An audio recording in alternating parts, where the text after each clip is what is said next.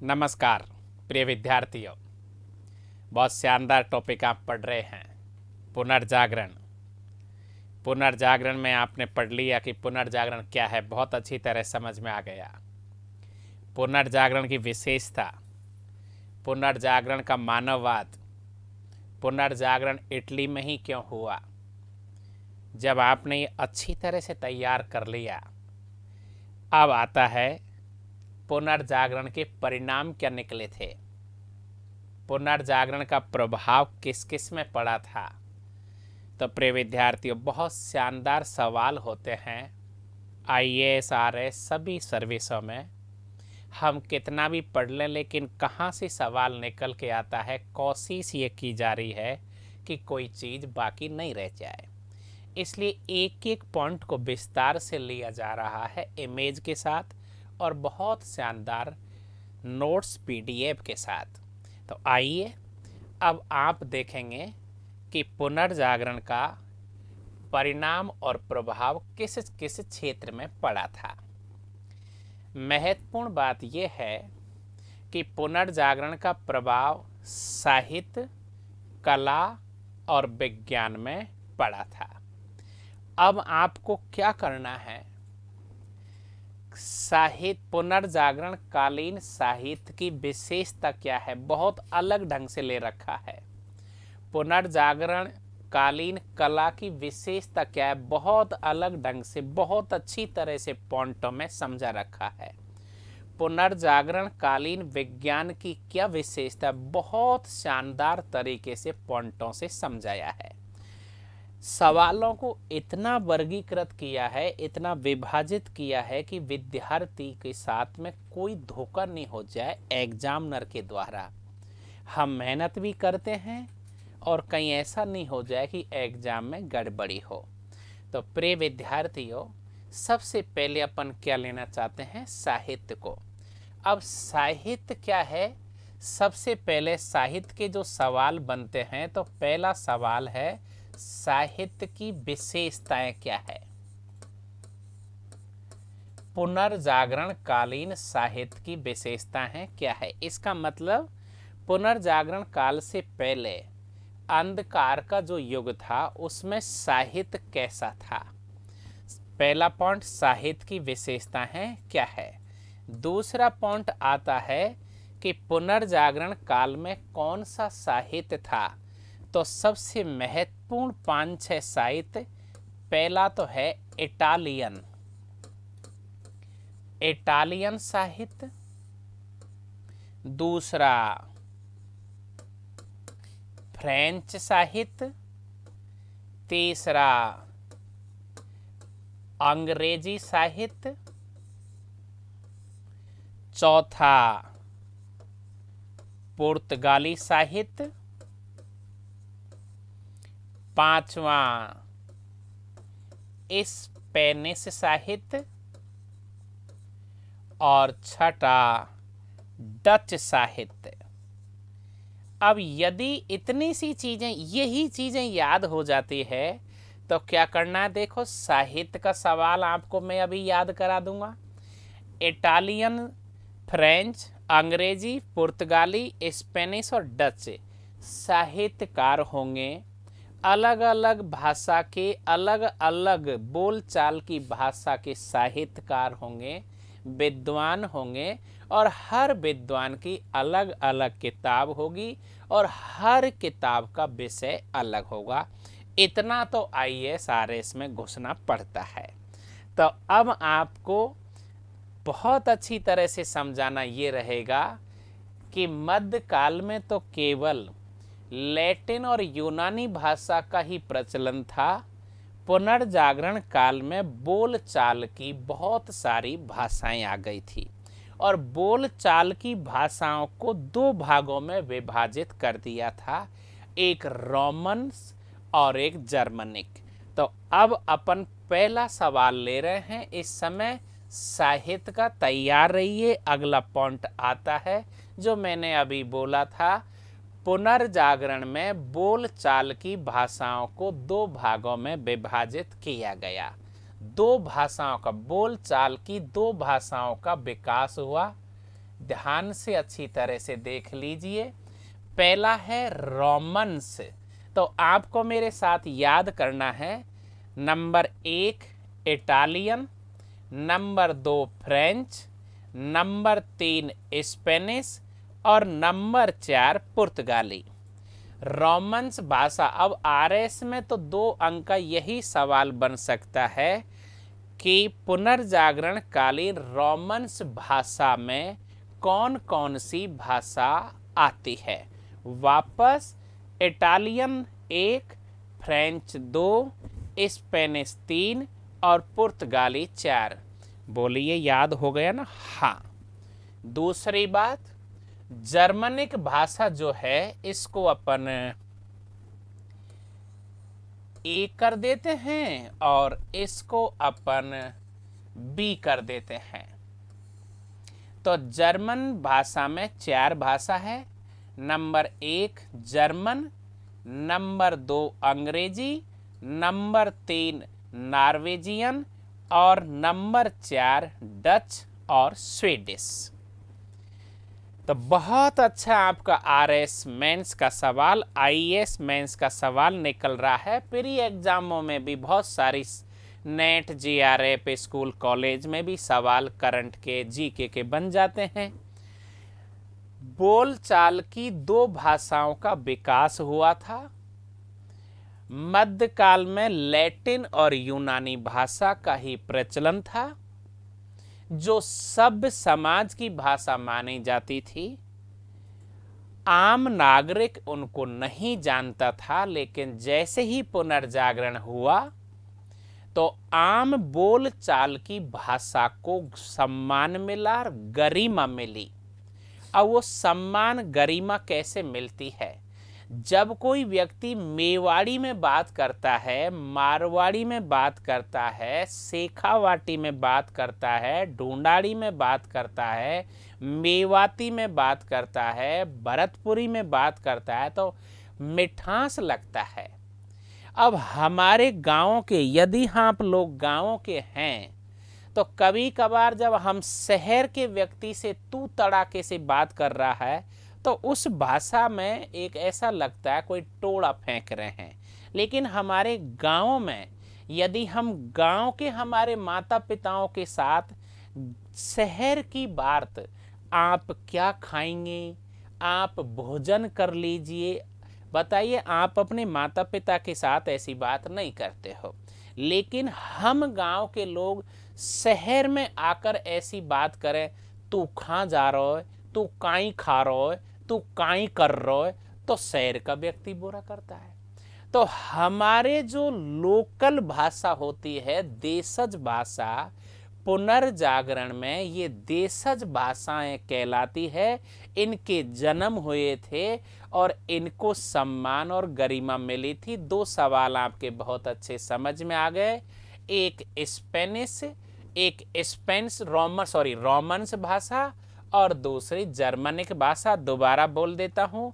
Romans भाषा में Italian, French, Spanish, पुर्तगाली, और जर्मनिक भाषा में जर्मन, अंग्रेजी, नॉर्वेजियन, डच और स्वीडिश। माय डियर, ये पॉइंट आपका कंप्लीट हो गया। अब हमें क्या करना है, इन सभी देशज और बोलचाल की भाषाओं का विकास किसने किया था, वो विद्वान और वो साहित्यकार, लिटरेचर क्या लिखा था, एक एक को आपको समझना है। चलिए, तो अब हम सबसे पहले इटालियन भाषा को लेंगे।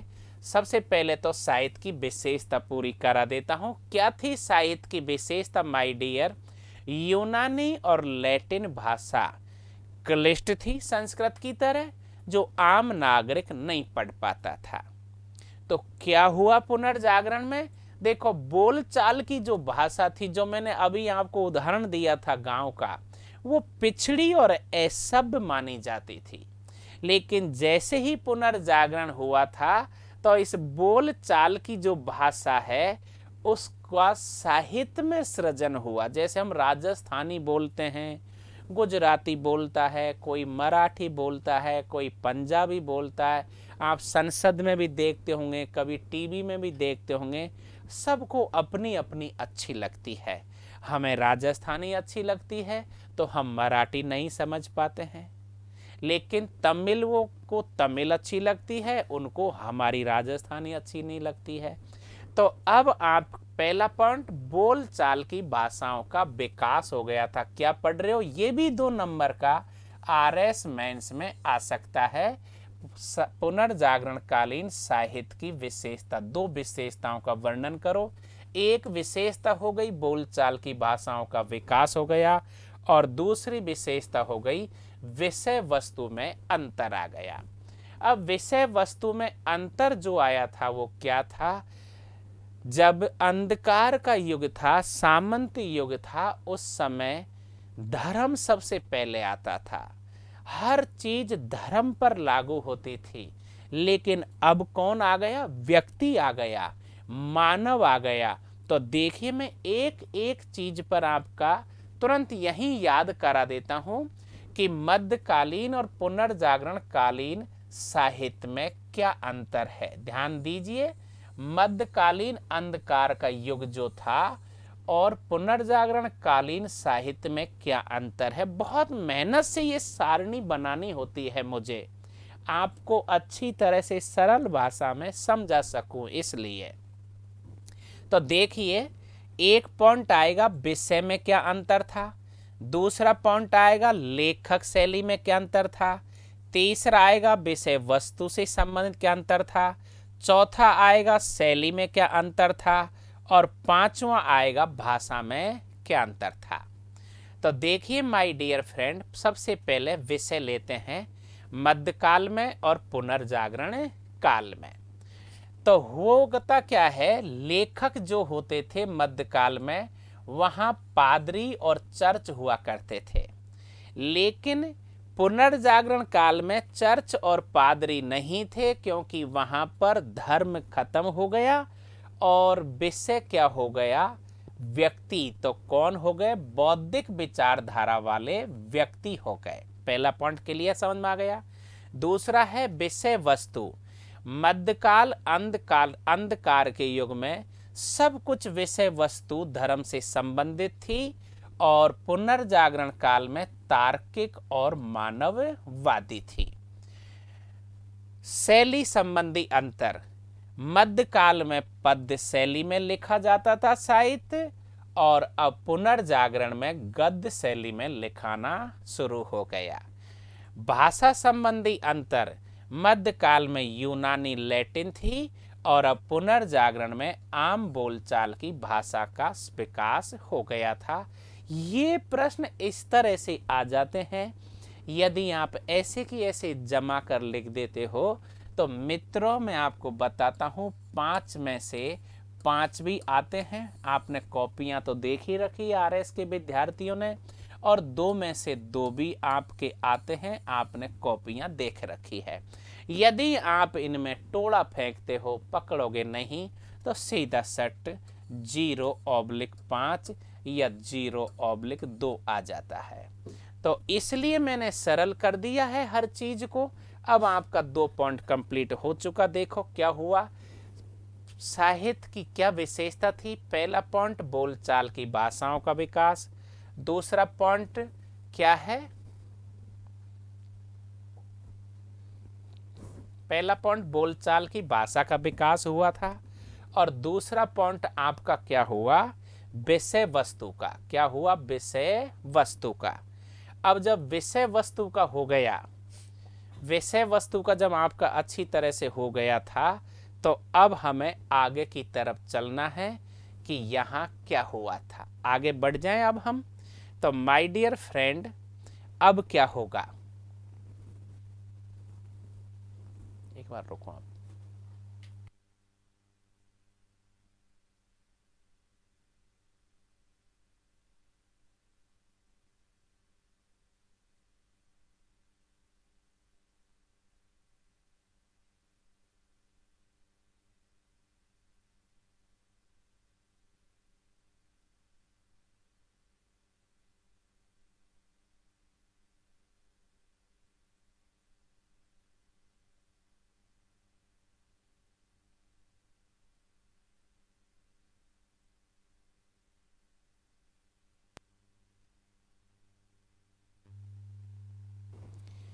2 पॉइंट निकल के आए थे, बोलचाल की भाषाओं का विकास और दूसरा विषय वस्तु में अंतर। अब हम चलते हैं एक एक साहित्य पर। तो पहला इटालियन साहित्य है। तो माय डियर फ्रेंड, ध्यान रखें, सीधे बोर्ड पर इस तरह से सारणी इसलिए बनाई है कि आपको याद हो जाए चीजें। तो देखो, इटालियन साहित्य के जो साहित्यकार हैं याद कर लो, कल भी कराया था, दांते, पेट्रार्क, बोकासियो, एरियास्टो, तासो और मैकाइवली। इटालियन साहित्य के जो साहित्यकार हैं याद करो, कौन है? दांते, बोकासियो, एरियास्टो, तासो और मैकाइवली। अब आप इन चीज़ों को अच्छी तरह से याद कर लें, इनका एक एक का हमें वर्णन करेंगे। याद कर लो दोबारा मेरे साथ में, दांते, पेट्रार्क, बोकासियो, एरियास्टो, तासो और मैकाइवली। तो अब सबसे पहले अपन देखते हैं कौन है दांते। देखिए, अब इस दांते को जब अपन पढ़ेंगे तो 2 नंबर का भी आ सकता है और 5 का भी आ सकता है। तो सबसे पहले तो आप ये देखिए, ये है आपका दांते। अब ये दांते करेगा क्या? तो दांते कौन है? जो पहली अच्छी तरह से बता देता हूं, पुनर्जागरण काल का वो व्यक्ति जिसने सबसे पहले आम बोलचाल की भाषा में साहित्य लिखा था।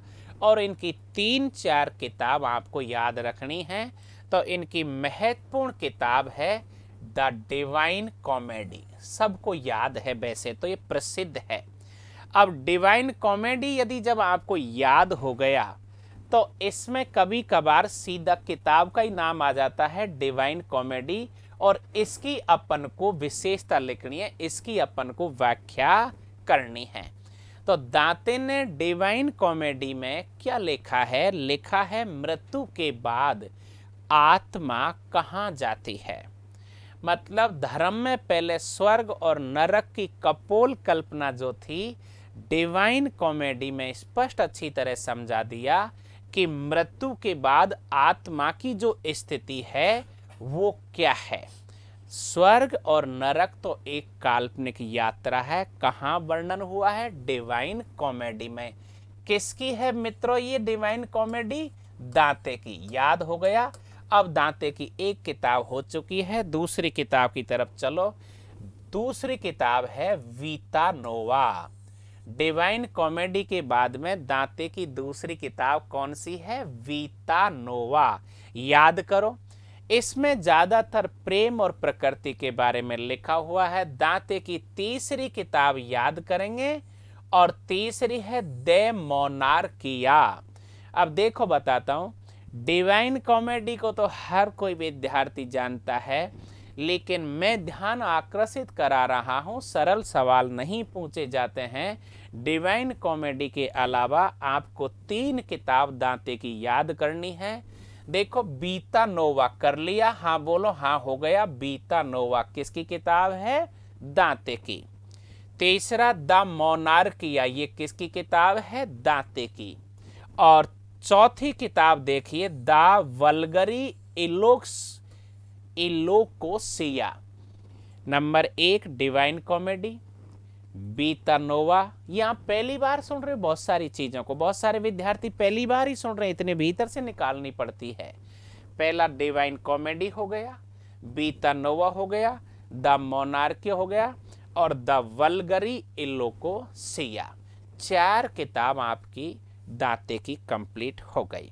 वापस Divine Comedy, Vita Nova, de Monarchia, de Vulgari इलोक्सिया।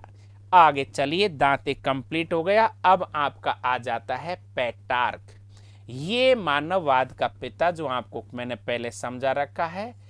Petrarch दांते के बाद में कौन महत्वपूर्ण व्यक्ति था पुनर्जागरण में? इटालियन साहित्यकार पेट्रार्क। तो माय डियर फ्रेंड, मानववाद के पिता है पेट्रार्क। एकदम क्लियर। और इन्होंने इतने व्यंग लिखे थे, इन्होंने हिला दिया, मतलब पोप और चर्च सामंतों के ढोंग विद्याओं को खत्म कर दिया। जनता इन्हें बहुत पसंद करती थी। इनकी साहित्य की जो मूल केंद्र है साहित्य का, वो है मानव, व्यक्ति पर लिखते थे। अब इनकी किताब को आप देखो, पेट्रार्क की किताब का नाम है अफ्रीका। याद करिए, पेट्रार्क की किताब का नाम क्या है? अफ्रीका। एक बहुत लंबा गीत है, याद कर लो। पेट्रार्क की किताब का नाम क्या है? अफ्रीका। दांते की 4 किताब थी, अब आप लोग पेट्रार्क की किताब है और इसका नाम है अफ्रीका। आगे बढ़िए माय डियर फ्रेंड। अफ्रीका के बाद में पेट्रार्क की जो दूसरी किताब है उसका नाम है सोनेटो। इतना डिटेल में मैं आपको कह रहा हूं, भारत में कोई वीडियो नहीं है। पेट्रार्क की पहली किताब का नाम क्या है? अफ्रीका। दूसरी किताब का नाम क्या है? सोनेटो। और तीसरी किताब का नाम है कैमिलियर लेटर्स। कैमिलियर लेटर्स। अब आरएस में तो क्या होता है, बहुत भीतर से जब पूछ लेते हैं सवालों को, तो ये आ सकता है कैमिलियर लेटर्स या सोनेटो लिखा आ गया, तो 100 में से आप ये मान के चलो 5 विद्यार्थी ही बता पाएंगे। तो देखिए, जैसे दांते की 4 किताब थी, उसी तरह से अपने पेट्रार्क की 3 किताब है। याद करिए, अफ्रीका, सोनेटो, कैमिलियर लेटर्स।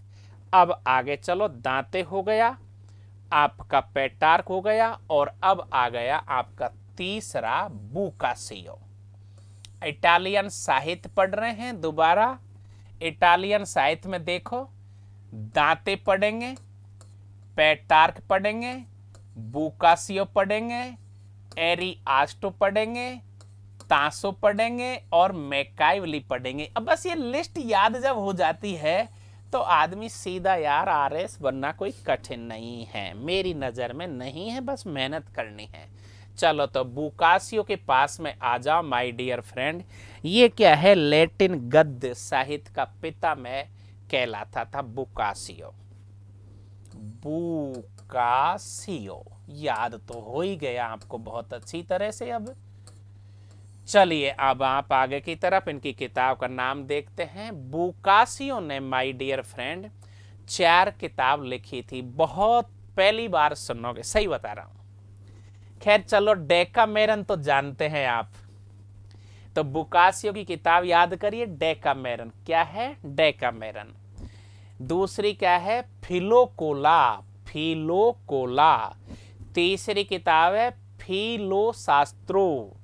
और चौथी है जीनियोलॉजी ऑफ द गॉड। वापस आइए, बुकासियो की 4 किताब, दांते की 4 किताब थी, पेट्रार्क की 3 किताब हो गई, और बुकासियो की 4 किताब। डेकामेरन याद करो, फिलाकोला याद करो, फिलास्त्रो याद करो, और जीनियोलॉजी ऑफ द गॉड 4 किताब आप याद करो। दांते की 4 किताब, पेट्रार्क की 3 किताब, बुकासियो की 4 किताब। अब इनका जो विश्लेषण है इतना डिटेल में है पीडीएफ में, चाहे आईएएस में हो चाहे कोई भी परीक्षा में हो, कहीं किताब पढ़ने की जरूरत नहीं है प्रिय विद्यार्थियों। और अब आपको चौथा पॉइंट, एरिआस्टो। कौन आ गया? एरिआस्टो। एरिआस्टो जो आपको दिखाई दे रहा है, यह है एरिआस्टो। एरिआस्टो कौन है वैसे? ये इटालियन साहित्यकार, इटालियन साहित्यकार एरिआस्टो। बस ये अब इतना ही किसी को ध्यान में आ गया मेंस एग्जाम में कि यार एरिआस्टो कौन है? भाई इटालियन साहित्यकार है। तो देखो, आपके 2 में से 1 तो मिल ही जाता है, लेकिन इसकी किताब का नाम और लिख देंगे कि ऑरलैंडो पुरियोसी। एरिआस्टो कौन है माय डियर फ्रेंड? इटालियन साहित्यकार है। कौन है? इटालियन साहित्यकार है। और इनकी किताब का नाम है ऑरलैंडो पुरियोसी। क्या है? ऑरलैंडो पुरियोसी। ऑरलैंडो पूरी ओसी। एरियास्टो किताब का नाम क्या है? ऑरलैंडो पूरी ओसी। बस अब ये चीज याद धीरे धीरे होती है, मैं भी जानता हूं सब चीज एक साथ में याद नहीं होती है। मैंने पहले भी कह रखा है कि कम से कम सिलेबस 4-5 बार करना जरूरी है प्रॉपर टॉप करने के लिए। चलिए अपन लोगों ने देखो डेकार्ट कर दांते कर लिया, पेटार कर लिया, बुकासियो कर लिया, अब आपका एरियास्टो हो गया। ये पढ़ने के तरीके हैं, बार बार याद कर लिया करो।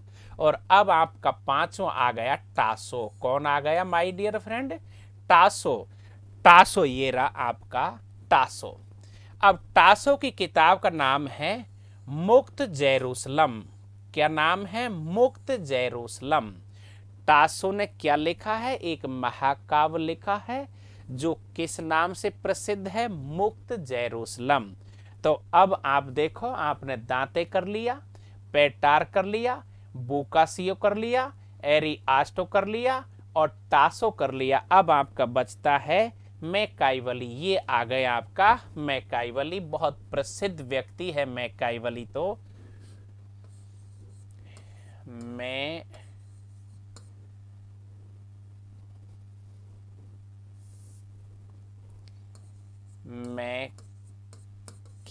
मैकियावली सब जानते हैं, इनकी किताब तो बहुत प्रसिद्ध है।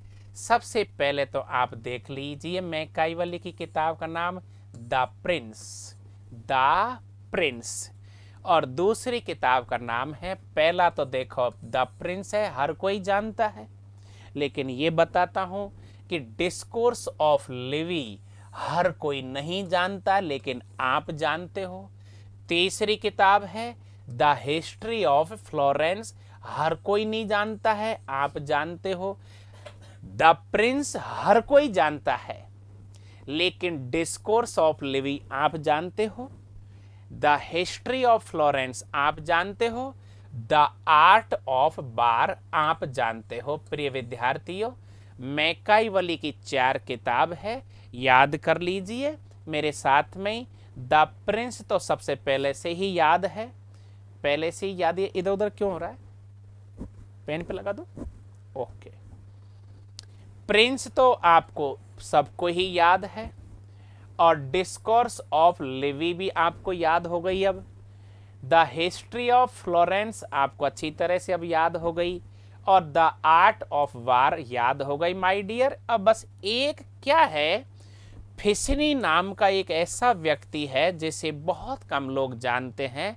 इटालियन है जिन्होंने प्लेटो के दर्शन की सर्वाधिक व्याख्या की है। कौन है? फिशनी।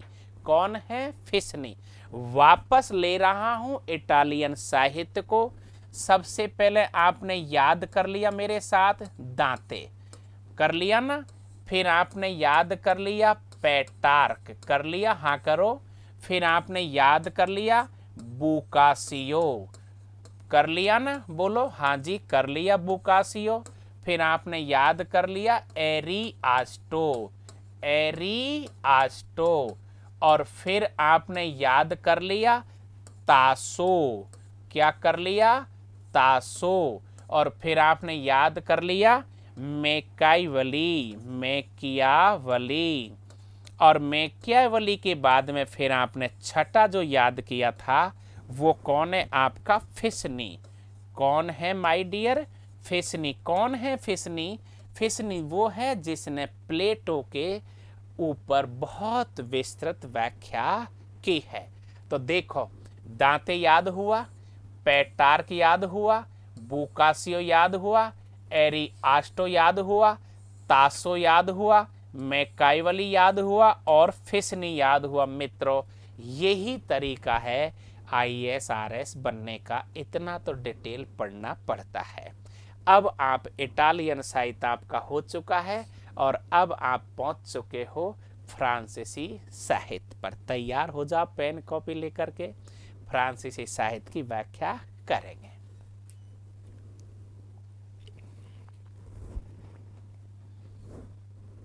अब सबसे पहले तो मैंने आपको देखो क्या कर रखा है, पढ़ते समय नोट्सों में पीडीएफ में पहले सारणी बना रखी है। जैसे मैंने इटालियन, आरएस में तो ये भी आ सकता है, 4 प्रमुख पुनर्जागरण कालीन 4 इटालियन साहित्यकारों के नाम लिखो। आरएस तो है ही ऐसे सवालों का। अब यदि ऐसे फ्रेंच साहित्य के नाम आ जाएं तो देखो गड़बड़ी हो जाए। तो ऐसे मैंने सारणी आपको बना के दे रहा हूं। देखो सबसे पहले फायसर्ट, विला, रेवेलास, मोत्ते, मॉलियर, लाफोटेन, काल्विन, मर्सीगेलियो। वापस फायसर्ट, विला, रेवेलास, मोत्ते, मॉलियर, लाफोटेन, काल्विन, मर्सीगेलियो। बहुत सारे विद्यार्थी कभी कभी मुझे कमेंट्स में करते हैं, सर थोड़ा तेज पढ़ाया करो। तेज तो हर कोई पढ़ाता है, सभी पूरे भारत में ऑनलाइन पर भाटों की तरह भल्ड भल्ड बक रहे हैं। मैं जल्दी से बोलूं, ओके जल्दी स्पीड में चलिए, तो कहीं मान लीजिए परीक्षा में आपका मर्सीगेलियो आ गया और आपने जल्दी में सुना ही नहीं। आईएएस आरएस बनने के लिए आप लोगों को समय लगता है, 4-5 साल में ही बनते हैं।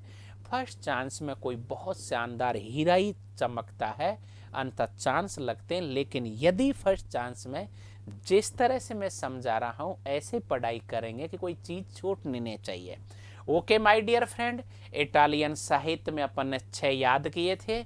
अब आप यहाँ फायसर्ट, विला, रेवेलास, मोत्ते, मॉलियर, लाफोटेन, काल्विन और मर्सीगेलियो याद हो गए। ओके, अब आपको मैं यहाँ बहुत महत्वपूर्ण 8 हैं ये, लेकिन 3 इंपॉर्टेंट हैं जो आरएस में आईएएस में पूछे जाते हैं। एक तो है रेवेलास, एक है काल्विन और एक है मर्सीगेलियो। तो माय डियर फ्रेंड, आइए अब आपका एक एक का वर्णन करते हैं। और ये पहला व्यक्ति जिसे ए नाम देते हैं वो है रेवेलास। कौन है? रेवेलास। रेवेलास याद कर लीजिए। हम लोग, मेरे क्या हिस्ट्री ऑनर्स था, तो first year, second year, third year में 3 साल में ही ऑनर्स का विद्यार्थी बहुत पढ़ लेता है। तो ये हमने पहले बहुत अच्छी तरह से पढ़ रखे हैं। अब रेवेलास जो है, क्या है ये? हास और व्यंग का बहुत ही तगड़ा आदमी है। डरता नहीं है, व्यंग कसता है, हास्य लिखता है। तो अब सीधा ही आप तो ये आ जाइए कि रेवेलास जो है उसकी किताब का नाम क्या है माय डियर? गरगंतुआ पेंटेगेरुअल। किताब का नाम है गरगनतुआ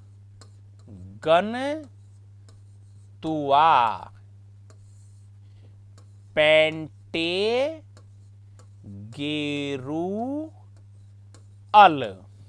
याद करो मेरे साथ में, गरगंतुआ पेंटेगेरुअल। ये क्या है माय डियर फ्रेंड? रेवेलास की किताब का नाम है गरगंतुआ पेंटेगेरुअल। इन्होंने तो सब नहीं, देखो अंधविश्वास और कर्म कांड कुरीतियां तो याद ही कर लो 3, हर लेखक ने यही लिखा है। याद हो गई है आपको? क्या याद हो गई? रेवेलास ने क्या लिखा है? गरगंतुआ पेंटेगेरुअल। अब ये बोलता क्या है, लिखता क्या है? आईएएस में कोटेशन के सवाल कैसे आते हैं जो ध्यान आकर्षित कराता हूं। इन्होंने लिखा है, इनका एक प्रसिद्ध कथन था, केवल मनुष्य ही हंस सकता है। दुनिया में मानव ही एक ऐसी प्राणी, मानव ही ऐसा प्राणी बनाया है धरती पर जो केवल हंस सकता है। अब ये आईएएस में ऐसे कोटेशन आ सकते हैं, निबंध में भी माय डियर ऐसे ही सवाल आ जाते हैं यार। आजकल आईएएस के तो निबंध बहुत ही भीतर से पकड़ में आते हैं। तो ये इशारा कर रहा है केवल मनुष्य ही हंस सकता है। चलिए माय डियर, रेवेलास आपका हुआ, किताब का नाम गरगंतुआ पेंटेगेरुआ। अब आ जाओ जॉन काल्विन। ये मार्टिन लूथर ने जर्मनी में जब धर्म सुधार आंदोलन किया था, ऐसे फ्रांस में धर्म सुधार आंदोलन जॉन काल्विन ने किया था। जॉन काल्विन की जो किताब का नाम है माय डियर, वो है कॉलेज दी फ्रांस। कॉलेज दी फ्रांस। तो ये है जॉन काल्विन। इनको धर्म सुधार आंदोलन में बहुत डिटेल में अपन पढ़ेंगे। और तीसरा आप आ जाइए फ्रांसीसी साहित्य में मर्सी गैलियो। कौन है? मर्सी गैलियो। तो मर्सी गैलियो ने जो किताब लिखी है, इसका नाम है डिफेंडर ऑफ पीस, शांति का रक्षक। Defender of peace, defender of peace. तो माय डियर फ्रेंड, मर्सी गैलियो प्रसिद्ध व्यक्ति है फ्रांस में। पहले आपने रेवेलास पढ़ लिया, काल्विन पढ़ लिया, मर्सी गैलियो पे आ गए हो। एक इनकी किताब हो गई डिफेंडर ऑफ पीस, शांति का रक्षक, शांति का रक्षक। अब क्या है, मोत्ते जो है ये लिखते हैं लेकिन कोई स्पेशल इनकी किताब नहीं है। फायसर्ट है, लिखते हैं लेकिन कोई इनकी स्पेशल किताब नहीं है। अभी तक आपने पुनर्जागरण कालीन साहित्य में 2 साहित्य कंप्लीट कर लिए हैं, इटालियन साहित्य और फ्रांसीसी साहित्य। अब पहुंच चुके हो तीसरे साहित्य पर, अंग्रेजी साहित्य, जिसकी सारणी आप ऊपर देख रहे हो। सब इम्पोर्टेंट है, कोई छोड़ने वाला नहीं है। सबसे पहले Chaucer, Thomas More, Francis Bacon, Edmund Spenser, Milton, Christopher Marlowe, Hobbes और शेक्सपियर। याद करो, Chaucer, Thomas More, Francis Bacon, Edmund Spenser, Milton, Christopher Marlowe, Hobbes और शेक्सपियर। ये वो व्यक्ति हैं जिन्होंने अंग्रेजी साहित्य को जन्म दिया। अर्थात इंग्लैंड का जो भौगोलिक प्रदेश था, वहाँ 2 भाषाएं बोली जाती थी, क्योंकि वो 2 भाषाएं कौन सी थी? कुलीन लोग तो फ्रेंच बोलते थे और आम जन जो था सामान्य, वो सैक्सन भाषा बोलता था। अंग्रेजी भाषा तो थी नहीं। मध्यकाल में इंग्लैंड का जो भौगोलिक प्रदेश है, वहाँ अंग्रेजी का जन्म ही नहीं हुआ था। पुनर्जागरण काल तक वहाँ 2 भाग बटे हुए थे। एक कुलीन वर्ग जो सभ्य वर्ग कहलाता है, एक अपन जैसा असभ्य वर्ग कहलाता है, निम्न वर्ग। तो कुलीन वर्ग तो क्या बोलता था? फ्रेंच भाषा। और सामान्य वर्ग अपनी तरह बोलता था सैक्सन भाषा। लेकिन धीरे धीरे पुनर्जागरण में दोनों ही भाषाओं का महत्व कम हो गया और नई भाषा ने जन्म ले लिया, और उसका नाम है साहब अंग्रेजी भाषा। अंग्रेजी भाषा के जो साहित्यकार हैं वो Chaucer, Thomas More, Francis Bacon, Edmund Spenser, Milton, Marlowe, Hobbes और शेक्सपियर। तो अब एक एक को अपन आगे की तरफ देखेंगे my dear. Chaucer, number A, Chaucer. तो याद करिए, चौसर ने 2 किताब लिखी है। ये आपका चौसर है। चौसर ने एक तो लिखा है कैंटरबरी टेल्स और दूसरा लिखा है सोनेट। क्या लिखा है? कैंटरबरी टेल्स और सोनेट। मैंने कहा ना, ज्यादातर धर्म पर ही व्यंग किया गया है। आपको 2 ही बात याद रखनी है, धर्म, अंधविश्वास, कर्मकांड, कुरीतियों, व्यंग और हास्य पर ज्यादा लिखा है। तो देखिए, कैंटरबरी टेल्स रूढ़ी प्रथा पर व्यंग करता है और सोनेट लोक कथा का वर्णन करता है। पहला कंप्लीट कौन हो गया? चौसर। अब चौसर के बाद में सारणी में कौन आता है? Thomas More. ये रहा भाई साहब, टॉमस मूर। Thomas More. चौसर याद हो गया, टॉमस मूर भी याद हो गया। और टॉमस मूर की किताब आपको याद करनी है, यूटोपिया। क्या नाम है? यूटोपिया। टॉमस मूर की किताब का नाम क्या है? यूटोपिया। तो अब ऐसे ही आगे बढ़िए। अब आ गया एडमंड स्पेंसर। ये आपका देखो एडमंड स्पेंसर है, एडमंड स्पेंसर है। और एडमंड स्पेंसर की जो किताब है फेरी क्वीन, कौन सी किताब है? देखिए, फेरी क्वीन, फेरी क्वीन। याद हो गया ना माय डियर? तो पहला कौन सा था? चौसर, फिर टॉमस मूर, और फिर तीसरा है सी में एडमंड स्पेंसर, और चौथा डी आपका आ जाता है my dear friends Francis Bacon. कौन है? Francis Bacon, Francis Bacon, Francis Bacon. पहला कौन था? चौसर, टॉमस मूर, स्पेंसर और फ्रांसिस बेकन। ये निबंधकार है वैसे तो इनकी किताब का नाम है द एडवांसमेंट ऑफ लर्निंग, और दूसरा है द न्यू एटलांटिस। अब ये लिखा हुआ आ सकता है आरएस में, बस इतना सा ही। क्या? Francis Bacon. और फ्रांसिस बेकन के बारे में जैसे ही 2 अंक का सवाल आएगा तो हम वर्णन करेंगे। अंग्रेजी साहित्य निबंधकार जिसने the advancement of learning, the new Atlantis किताब लिखी, 2 में से 2 आता है। और बावड़ा और हो जाता है टीचर की, यार विद्यार्थी को इतनी चीज याद है क्या? चलिए माय डियर फ्रेंड, अब आपका मार्लो आ गया, क्रिस्टोफर मार्लो। आपने क्या क्या कर लिया? चौसर कर लिया, टॉमस मूर कर लिया, स्पेंसर कर लिया, बेकन कर लिया। अब आ गए आप मार्लो के पास। मार्लो की 3 किताब है, ये आपका मार्लो है। और मार्लो की किताब याद करिए, Tamburlaine, the Jew of Malta, Doctor Faustus. अब आ जाता है मिल्टन। क्या आ जाता है? Milton. Paradise Lost, Paradise Regained. कौन है साहब ये? Milton, Milton. Paradise Lost, Paradise Regained. अब आपका आता है जिसकी आप इंतजार कर रहे हैं, वो है आपका शेक्सपियर। तो शेक्सपियर जो है उसे मैंने देखो कितनी अच्छी सारणी तैयार की है। मैंने इसे 4 भागों में बांट दिया। ए में दुखांत नाटक, बी में सुखांत नाटक, सी में ऐतिहासिक नाटक, और डी में इतिहास के प्रसिद्ध अन्य नाटक।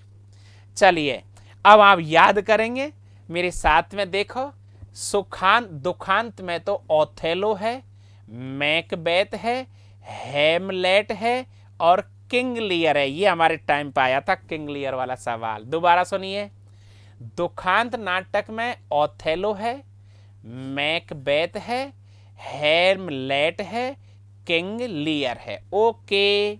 सुकांत नाटकों में देखो, पहले छोटा कर लो, the Tempest, Twelfth Night, the Merry Wives of Windsor. वापस, सुकांत नाटक 3 है, दुखांत 4 है, याद करो, Othello, Macbeth, Hamlet, King Lear. सुखांत नाटक में क्या है? The Merry Wives of Windsor, Twelfth Night, the Tempest. अब आते हैं ऐतिहासिक नाटकों में। हेनरी चतुर्थ बहुत महान सम्राट हुए हैं, हेनरी चतुर्थ, और दूसरा है रिचार्ड द्वितीय। ऐतिहासिक नाटकों में हेनरी चतुर्थ, रिचार्ड द्वितीय। और अब अन्य नाटक जो बहुत प्रसिद्ध है, रोमियो जूलियट। इन पर बड़ी बड़ी बहुत सारी फिल्म बनी है यूरोप में, वर्ल्ड के प्रसिद्ध है रोमियो जूलियट। और जूलियस सीजर, जूलियस सीजर तो रोमन सभ्यता में मैंने पढ़ाया ही था आपको। जूलियस सीजर बहुत प्रसिद्ध, रानी क्लोपेट्रा पर ये फिदा हो गया था। पहला रोमियो जूलियट, दूसरा जूलियस सीजर, तीसरा मर्चेंट ऑफ वेनिस। बहुत प्रसिद्ध किताब है merchant of Venice, as you like it. दोबारा देखिए माय डियर फ्रेंड, अन्य किताबों में पहले दुखांत थे, फिर सुकांत है, ऐतिहासिक नाटक है। तो देखिए इनके कितनी किताब हो गई, कम से कम इनकी 13 किताब हो चुकी है। Othello, Macbeth, Hamlet, King Lear. सुखांतों में देखो the Merry Wives of Windsor, Twelfth Night, the Tempest. ऐतिहासिक नाटकों में हेनरी चतुर्थ, रिचार्ड द्वितीय। अन्य नाटकों में याद करो Romeo, Juliet, Julius Caesar, merchant of Venice, as you like it. ये माय डियर कंप्लीट। अब आपका लास्ट 2 पॉइंट तो साहित्य और बचा है। आपने देखो इटालियन किया, आपने फ्रांसीसी किया, आपने अंग्रेजी साहित्य किया, और अब आप पहुंच गए हो चौथा पर जर्मन साहित्य, जिसमें सब जानते हो मार्टिन लूथर को। तो और मार्टिन लूथर जो आपको दिखाई दे रहा है ये भाई मार्टिन लूथर। तो मार्टिन लूथर जो आपको दिख रहा है, इनकी प्रसिद्ध 3 किताब है जो धर्म सुधार आंदोलन में भी याद कर लेंगे और अब भी कर लीजिए। पहली किताब है जर्मन राष्ट्रों के सामंतों को संबोधन, जर्मन राष्ट्र के सामंतों को संबोधन। दूसरी किताब का नाम है चर्च की बेबीलोनियाई कैद, और तीसरी किताब है ईसाई मनुष्य की मुक्ति। दोबारा 2003 RS में सीधा ही पूछा था मार्टिन लूथर की किताबों के नाम लिखो, तो हमसे गलती हो गई थी, 2 ही किताब लिखने का आई थी, लेकिन अब आपसे गलती नहीं होने देंगे। पहली किताब जर्मन राष्ट्रों के सामंतों को संबोधन, चर्च की बेबीलोनियाई कैद, ईसाई मनुष्य की मुक्ति। ये मार्टिन लूथर आपका हो गया है। मार्टिन लूथर के अलावा माय डियर फ्रेंड जर्मन साहित्य में रूडोल्फ एग्रीकोला होते हैं। कौन होते हैं? Rudolph Agricola. फिर तीसरा है कोनार्ड कोल्टस, कोनार्ड कोल्टस। और चौथे हैं रियू केलिन, रियू केलिन। और 5वां है मेला कथन। याद करो दोबारा, सवाल ऐसे भी आ जाए कि पुनर्जागरण कालीन पुर्तगाली 4 पुर्तगाली साहित्यकारों के नाम लिखो। हर व्यक्ति मार्टिन लूथर तो लिख ही देगा, लेकिन हमारी टीम को जो मैं याद करा रहा हूं, एक तो रूडोल्फ एग्रीकोला याद हो गया, हाँ बोलो, हाँ सर हो गया। तीसरा कोनार्ड कोल्टस, एकदम क्लियर। चौथा रूए केलिन, और 5वां मेला कथन। देखिए इटालियन साहित्य हो गया, फ्रांसीसी साहित्य हो गया, अंग्रेजी साहित्य हो गया, जर्मन साहित्य हो गया, और अब आप आगे की तरफ बढ़ो, स्पेनिश साहित्य। क्या आ गया? स्पेनिश साहित्य। और बहुत प्रसिद्ध है ये सर्वांटीज। स्पेनिश साहित्य का बहुत महत्वपूर्ण व्यक्ति सर्वांटीज बहुत प्रसिद्ध है माय डियर फ्रेंड। तो सर्वांटीज ने जो किताब का नाम लिखा है उसका नाम है डॉन क्विक्सोट। स्पेनिश साहित्यकार कौन है? सर्वांटीज हैं। इनकी किताब का नाम है डॉन क्विक्सोट। अब ये क्या बोलते हैं, क्या लिखते हैं? ये कहते हैं खीर का प्रमाण खाने में है। क्या बोलते हैं? अरे स्वर्ग किसने देखा, नरक किसने देखा, खीर खीर है या नहीं, खीर खीर है या नहीं। तो खीर खीर है या नहीं, इसका प्रमाण खीर खाने से होता है। जब स्वर्ग देखा ही नहीं तो उसकी व्याख्या कैसे कर सकते हो? क्या लिखते हैं ये लोग। और स्पेनिश साहित्यकारों में आपका एक तो सर्वांटीज हो गया मित्रों, दूसरा देखो लॉप डेवेग हो गया, और तीसरा कैल्डेरन हो गया। तीसरा कौन हो गया? कैल्डेरन हो गया। वापस सर्वांटीज, लोप डेवेग हो गया, और तीसरा कैल्डेरन हो गया। इनको हल्के में मत लेना। हर चीज तो हर कोई जानता है, लेकिन विशेष चीज तो हम ही जानेंगे। कहीं परीक्षा में ये आ जाए लॉप डे वेग, और अपन देखते रह जाए कि यार खड़ा कहाँ से आ गया। याद करो, स्पेनिश साहित्य में सर्वांटीज हो गया, लॉप डे वेग हो गया और कॉल्डे रन हो गया। Okay my dear friend, Italian साहित्य हुआ, फ्रांसीसी साहित्य हुआ, अंग्रेजी साहित्य हुआ, जर्मन साहित्य हुआ और स्पेनिश साहित्य हुआ। और अब आपका आता है पुर्तगाली साहित्य। कौन आता है? पुर्तगाली साहित्य। और पुर्तगाली साहित्य में तो बस महत्वपूर्ण व्यक्ति एक है, कैमोन्स। ये रहा, देखो तगड़ा है मेरा भाई, कैमोन्स। कौन है पुर्तगाली साहित्य में? कैमोन्स। और कैमोन्स ने जो किताब लिखी है वो है लूसियाड, और लूसियाड में पुर्तगाली है, लूसियाड किताब लिखी है। इसका जो खास मकसद है वो है वास्को डी गामा की यात्रा का वर्णन। वास्को डी गामा की यात्रा का वर्णन किस किताब में मिलता है? लूसियाड में। और लूसियाड किसने लिखी है? कैमोन्स ने। कैमोन्स कौन है? पुनर्जागरणकालीन पुर्तगाली साहित्यकार। Okay my dear friend. और अब ये लास्ट है आपका डच साहित्य। इटालियन साहित्य आपने किया, फ्रेंच साहित्य आपने किया, अंग्रेजी साहित्य आपने किया, स्पेनिश साहित्य आपने किया, पुर्तगाली साहित्य आपने किया, और अब आ गया है आपका डच साहित्य। डच साहित्य में आपका एक ही हीरा है, दुनिया का सबसे प्रसिद्ध व्यक्ति इरासमस। धर्म सुधार आंदोलन में पढ़ेंगे इनको, इरासमस। इनकी किताब विश्व की पहली किताब थी जो सर्वाधिक बिकी थी, सबसे तोप माना जाता है धर्म सुधार आंदोलन का। तो देखिए, इरासमस ने जो किताब लिखी है माय डियर, उसका नाम है द प्रेज ऑफ फोली। किताब का नाम क्या है? The Praise of Folly. किसने लिखी है? इरासमस ने। तो इरासमस बहुत ताकतवर व्यक्ति है, हॉलैंड डच का बहुत तगड़ा व्यक्ति है जिसने धर्म सुधार आंदोलन किया था।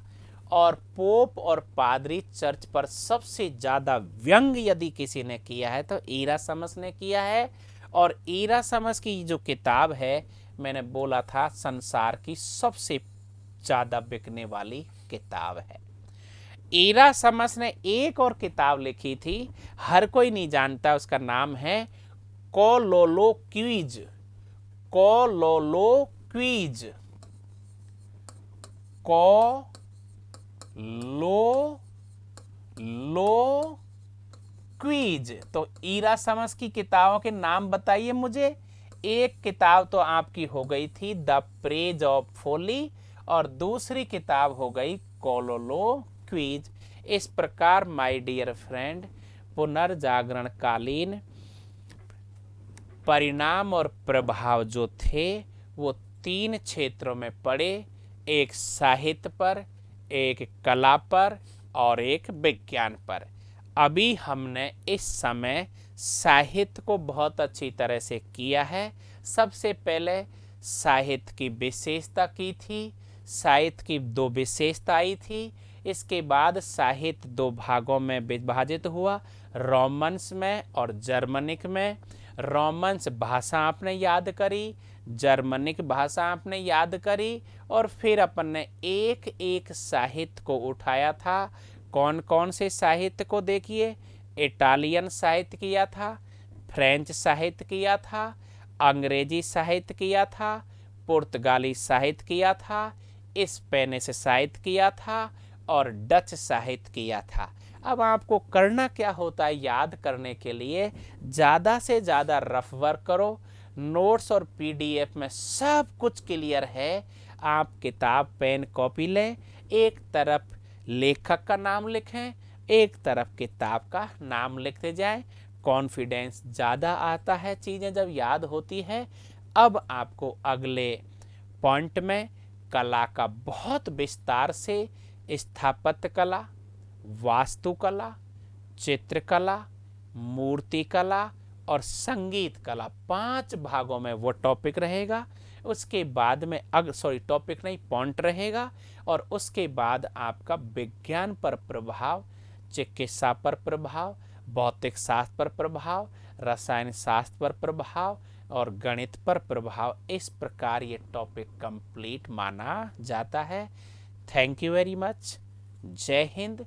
मिलते हैं कला के परिणाम और प्रभाव पर।